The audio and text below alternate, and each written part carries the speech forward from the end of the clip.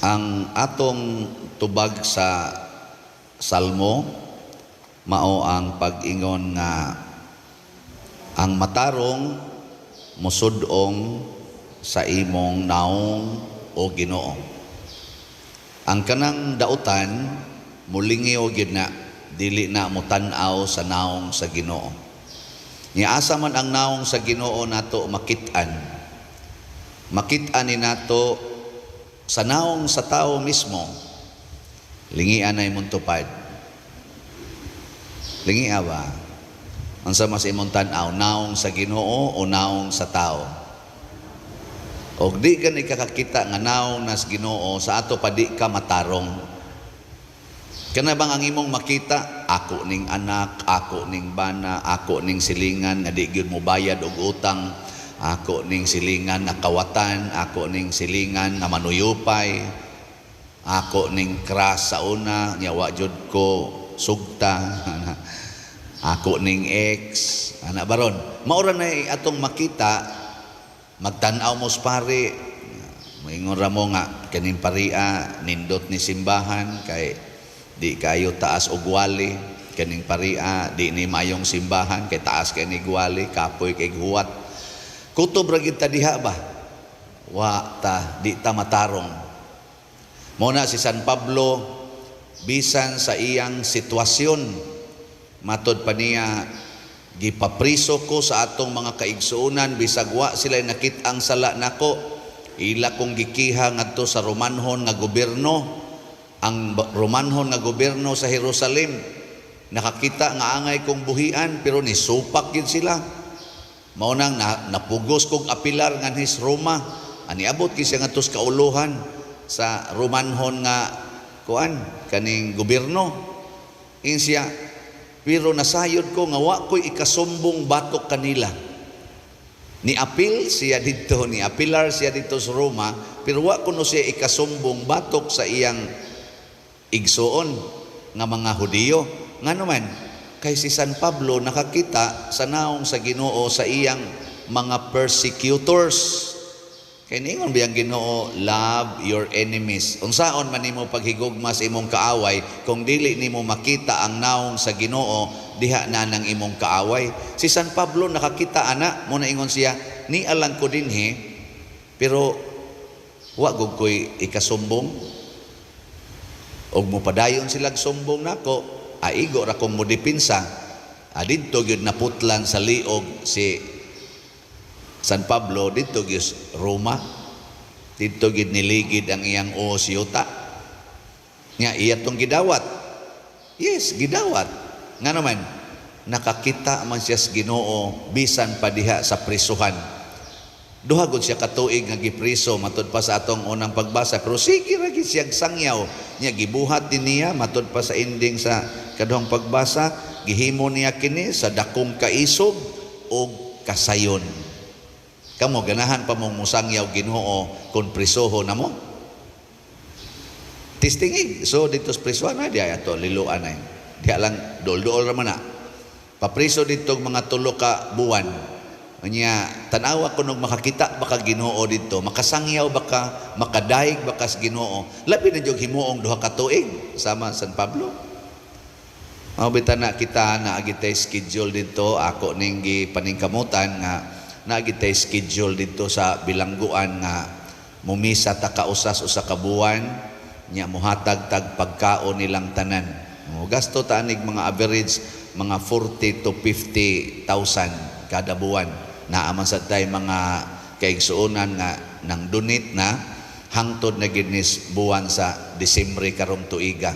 Kompleto na ng donasyon ana. O, di ba? Ngano mang niadto himom ta ni. Kay ako kakita jud ko naong sa Ginoo ani mga piniriso kay niingon gud ang Ginoo, nabilanggo ako og inyo kong giduaw. Di ba? Nya gigutom ko inyo kong gipakaon. Tuay daghan kay ditong gigutom. Giuhaw ko inyo kong gipainom. Tuay ditoy daghang giuhaw. Nagmasakiton ko inyong gialimahan. Tuay daghan ditong nagmasakiton. Pampaak na kunas mga lamok gud. Panit anak nila pulos-pulos na pinaakan sa lamok ug dugho. Di ba? Isway lagi niyo puyo dito lagi. Diha ko'y kausa nga nag-birthday ko, nya naman ko'y mo retreat mangyod ko ana, personal retreat tulo ka adlaw before sa akong birthday. Nihangyo og gugod nga adtoon ta ako mag-retreat sud sa prisuhan. Higda ko ditong tulo ka adlaw, tulo ka gabi wa lang ko tugti. Gitugtan pa ko ato siguro patay nang takor. Pero nganong niabot man ko atong puntuha nga muadto na gyud ko sa prisuhan, magpapriso na gyud ko. Nahigugma kay ko nila. Labi na inigmisa nako magpunsisok gid silang simba, mo na i-shout out nako ning mga pinireso kay sige sa nigtan-aw nako. 5 years kong kuyog-kuyog nila, 12 ka jails dinhi sa atong archdiocese. Ako nang suruyon gikan dito sa Bantayan Island hangtod gyud ngadto sa Karkar nga jail. Wala nako masuroy gyud ang tanan kani ganing liluan wa man ko ani kay giuna nako ang mga dagkong jail, mga cities o mga district jails. 12 ra gyud ka jail akong naabot og tuyok-tuyok, pero magkita-kita raman pud mi karon bitaw mo anak ko sa liluan city jail. Nigabot nako dito na may mingon padir nako kaila lagi ka nako so gikan ko si PDRC nako nibalhin day ka dinhi. Na may uban mo bakasyon sa usa ka jail nya adto na sa tabok na sa laing jail.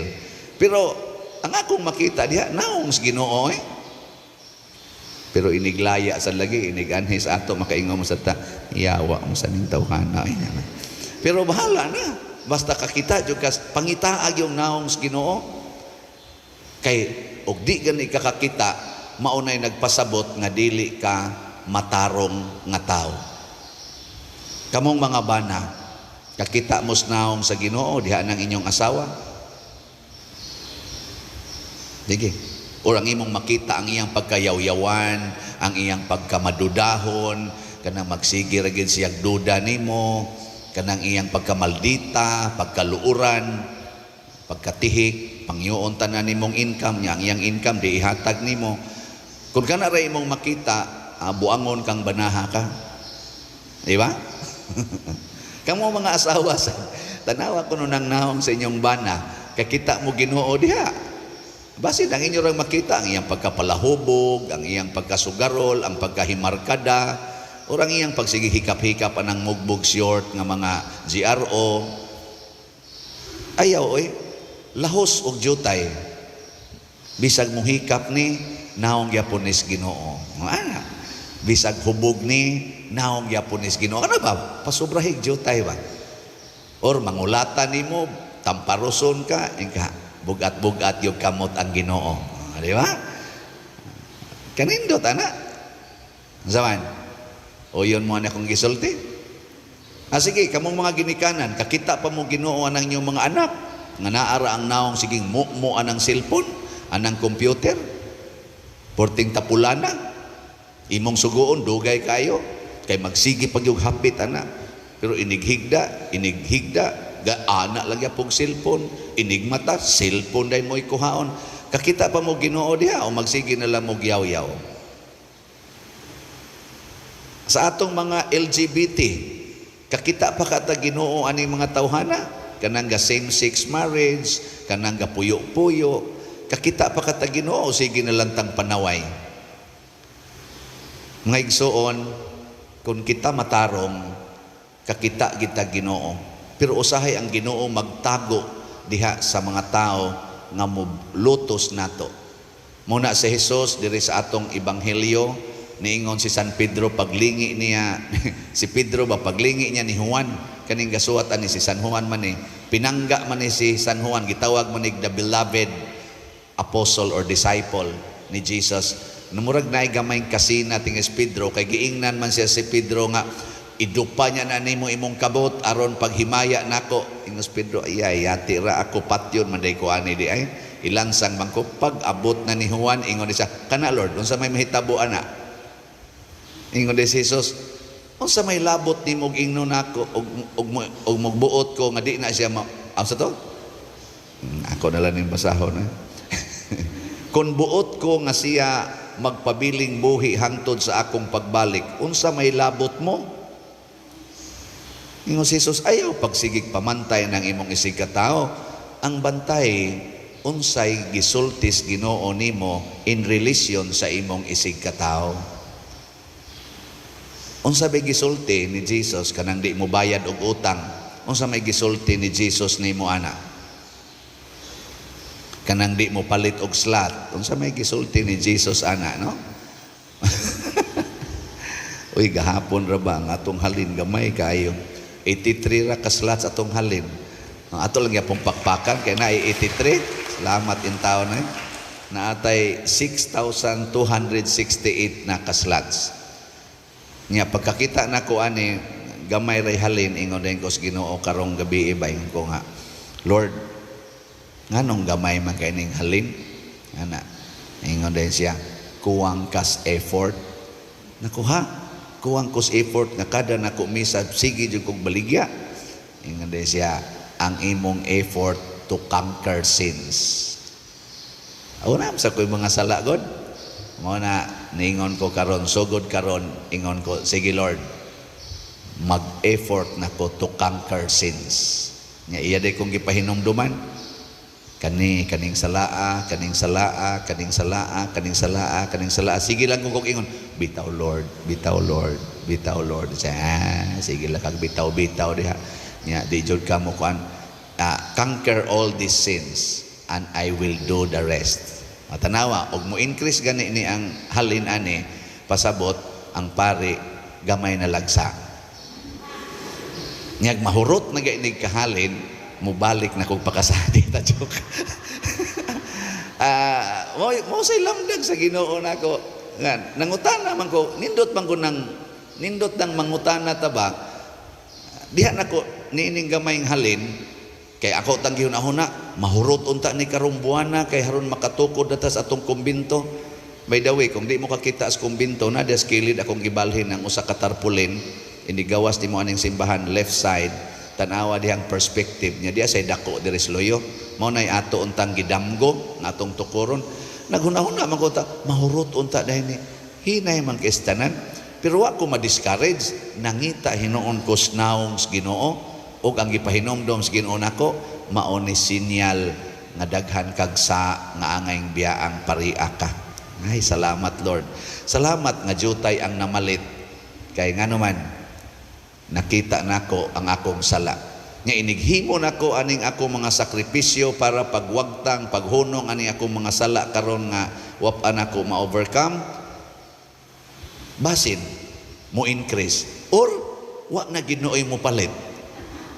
Wa na mo palit mo yung ko, Lord, nagbasol na lagi ko, nagbiya na lagi ko sa akong sala, wa naman lagi hinoy na malit.